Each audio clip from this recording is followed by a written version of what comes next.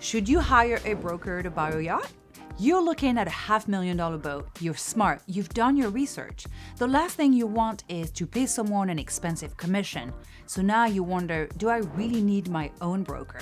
Can I just call the listing agent and handle it myself? But hear me out. You're not paying the commission anyway. In most cases, the seller has already agreed to pay for it. So when you skip having your own broker and you go straight to the listing agent, you don't save any money. You just shut the door on the one person who is going to be working for you. And you handed all the leverage to the other side of the table.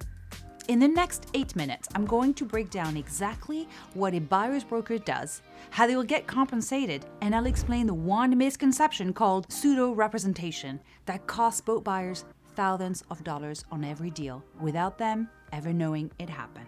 So let's get into it right here, because this is the part few people understand. Section 1. Pseudo representation.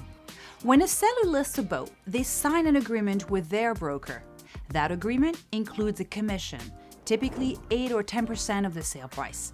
And that commission is the listing broker's job to earn by getting the boat sold at the best possible price for the seller. Now, you come along as a buyer, you find a boat on Yacht World or a broker's website, or maybe a friend tells you about it, and you think, why bring in another broker?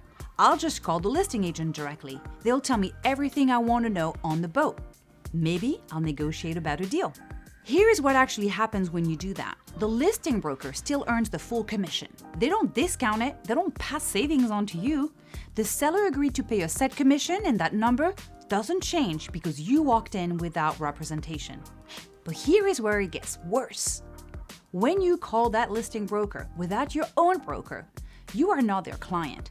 You are what the industry calls an unrepresented buyer. That sounds technical, but what it means in plain English is this: the broker you're talking to has a legal and fiduciary obligation to the seller, not to you. Their job is to get the seller the highest price, and your job, if you don't have representation, is to figure that out on your own. So you're probably thinking, okay, but a good broker is still going to be helpful and honest with me, right? Maybe, probably even. Most brokers in this industry are professionals, but helpful and advocating for your interests are two completely different things. A listing broker can answer your questions. They can show you the boat. What they cannot do is negotiate against their own client on your behalf. That's why it's called pseudo representation. You think you're saving money. You think you got yourself a broker working to get the deal closed. You're actually negotiating alone. Section 2, what a buyer's broker actually does.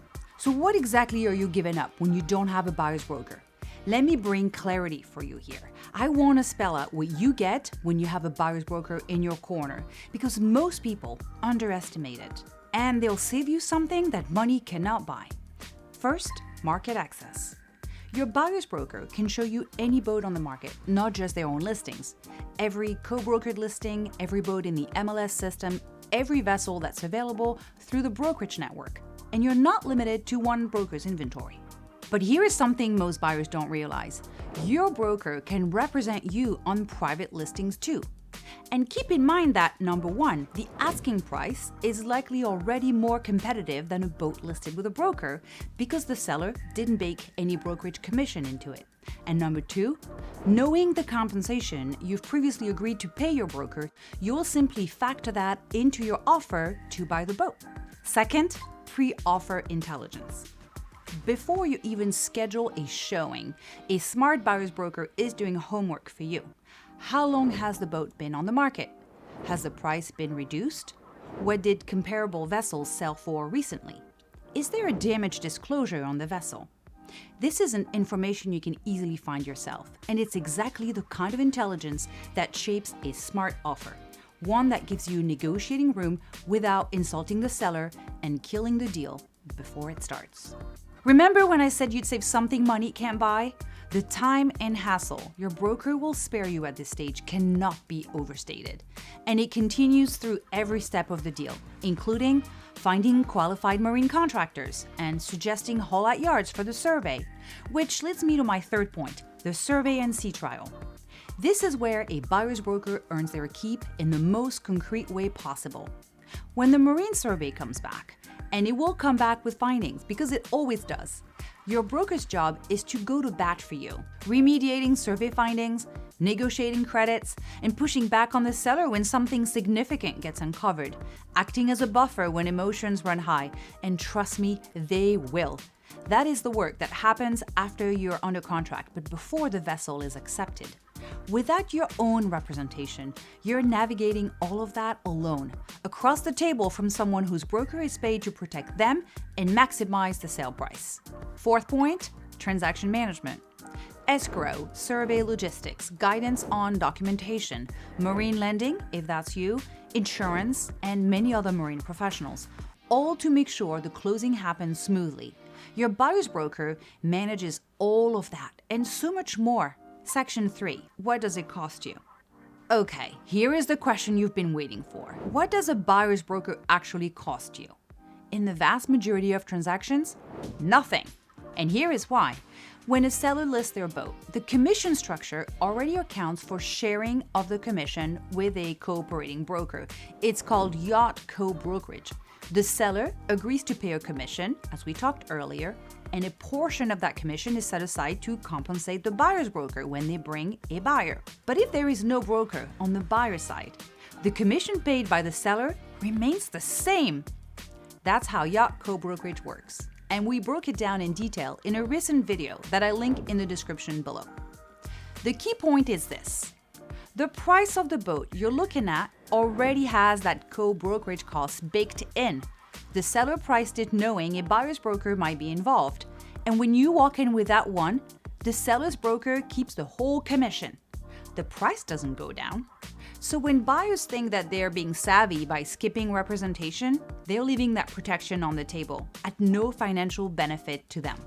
Now, there are some nuances. At Current Yachts, for example, we work differently from traditional brokerages. We don't mandate a built-in buyer-side commission for our sellers. We have an honest conversation with our clients upfront about what co-broker compensation looks like, and we keep that structure transparent. But the core principle holds. In the overwhelming majority of deals, your buyer broker costs you nothing out of pocket because most listings are open to co-brokerage. And the alternative isn't a discount, it's just pseudo representation, meaning there's no broker dedicated to protecting your interests. Section 4, the agency question and why it matters more than the money. It's not really about the money, but about agency. Agency is a legal term that means who is working for whom. And in a yacht transaction, agency determines everything: whose interests are being protected, who has the obligation to disclose, who is negotiating on your behalf. When you sign a buyer representation agreement, you establish a formal agency. You now have a broker with a fiduciary duty to you. They are legally obligated to put your interests first, disclose material information that affects the value of the boat, and keep your negotiating position confidential. When you don't have that agreement, even if a broker is being friendly and helpful, you are operating as an unrepresented buyer. Or if you are working with another broker but don't sign a representation agreement, they are de facto a sub-agent of the seller. You don't have advocacy, you have assistance. And those are not the same thing. You're probably thinking, okay, so I just sign a representation agreement and I'm protected. Simple. Yes, you can do that. But here's another nuance. Who you choose as your buyer's broker matters enormously. You want someone who knows the market you're shopping in. If you're looking at sailing vessels, work with someone who knows sailing vessels. If you're focused on a specific size range or style of boat, find a broker who has transacted in that space. Ask about their process. Ask how they handle survey negotiations. Ask what happens if the deal goes sideways. The representation agreement is the foundation, but the expertise of the person you sign it with is what actually protects you. If you want to learn more about choosing and vetting a yacht broker, watch the video linked in the description below. Section 5. Common objections answered. So let me run through the objections I hear all the time because you're probably thinking at least one of these. The listing broker already knows the boat better than anyone. Why not just use them? They do know the boat. They also know the seller's bottom line, their timeline, and their motivation. And they're not going to share any of that with you. That information flows one direction in an unrepresented transaction, away from you. I've bought boats before without a broker and it went fine. Probably true, most transactions don't blow up, but find and optimized are different things. You may never know what you left on the table, what the survey findings could have been leveraged for, or whether the price you paid reflected actual market value.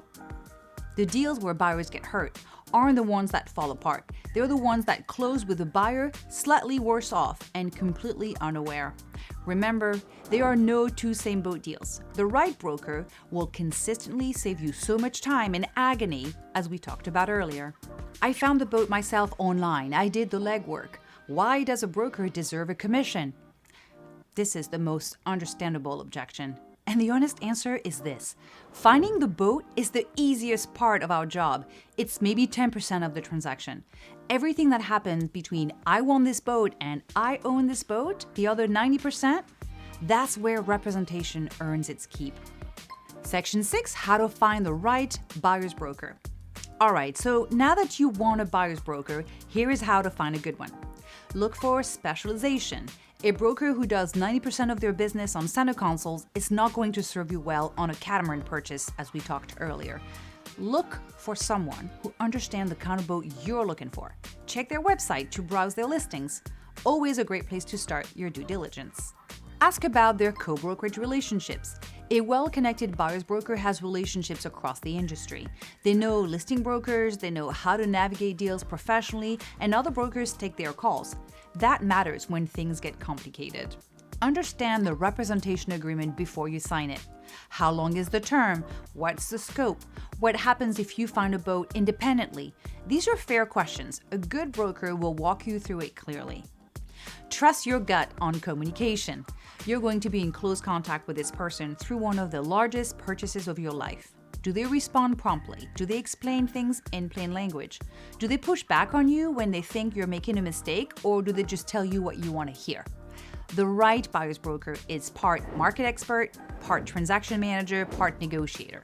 When you find that person, and they exist, the cost of having them is $0 to you, and the value is hard to put a number on. So, should you hire a broker to buy a yacht? The answer is yes. Not because you have to, not because it's too important to skip, because you're making a 6-figure or 7-figure decision in a specialized market. And the other side of that transaction has professional representation working against you. Walking in without a buyer's broker doesn't make you a sharper negotiator. It just means you're negotiating alone. Understand the co-brokerage system. Establish proper agency with a signed representation agreement, and find a broker who knows your market. Do these 3 things and you are set up to buy a boat the right way. If you like this video, give it a thumbs up right now and subscribe. This will tell YouTube you want to see more of our videos. We publish new content every week covering everything you need to know about buying, selling, and owning a boat. And if you're actively looking to buy right now and want to talk to our team at Current Yachts, the link is in the description below. Until next time, fair winds.